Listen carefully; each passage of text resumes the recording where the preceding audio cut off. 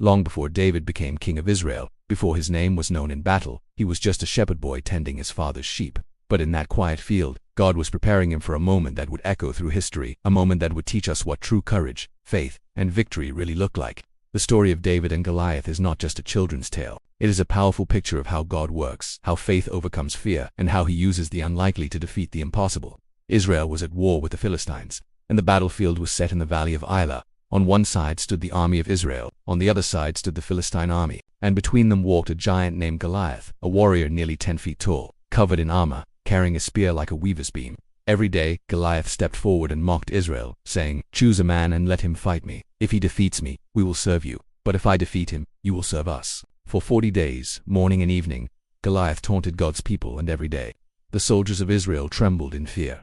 Even King Saul, the tallest man in Israel, was afraid.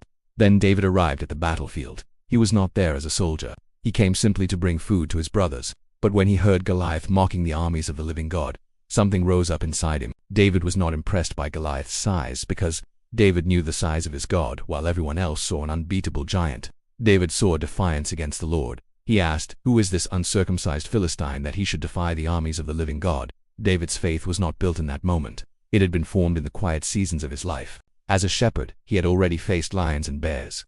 God had delivered him then, so David trusted that God would deliver him now. King Saul tried to discourage him, saying, "You are just a youth, and this man has been a warrior from his youth." But David replied that the same God who rescued him from the paw of the lion and the paw of the bear would rescue him from Goliath. Saul then tried to put his armor on David, but it didn't fit. David removed it, because he would not fight like everyone else. He would fight the way God had trained him, with faith, not with fear. David went down to a stream and chose 5 smooth stones. He carried his shepherd's staff and his sling, and he walked toward the giant. When Goliath saw him, he laughed and mocked him, saying, "Am I a dog that you come at me with sticks?" But David answered with one of the most powerful statements in the Bible, "You come against me with sword, spear, and javelin, but I come against you in the name of the Lord Almighty." This was the turning point. David did not deny the size of Goliath. He simply knew that God was bigger. The battle was never really David versus Goliath. It was God versus the enemies of his people. David ran toward the giant, placed a stone in his sling, and with one shot, struck Goliath in the forehead. The giant fell face down to the ground. David then took Goliath's own sword and cut off his head. In that moment, fear left Israel and victory filled their hearts. The Philistine army fled, and Israel pursued them in triumph.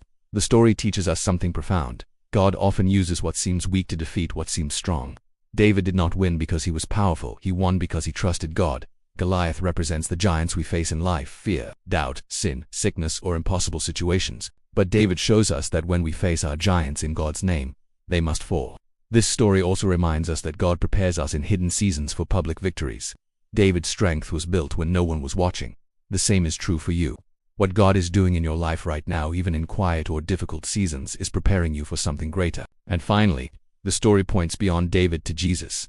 Just as David stood as Israel's representative and defeated their enemy, Jesus stood for humanity and defeated our greatest enemy, sin and death. The cross was his battlefield. The resurrection was his victory. So when you face your own giants, remember this: you do not fight alone. The same God who delivered David is with you. The same faith that brought down Goliath can move mountains today. Your giant may look impossible, but your God is greater. And if you trust him, victory is already on the way.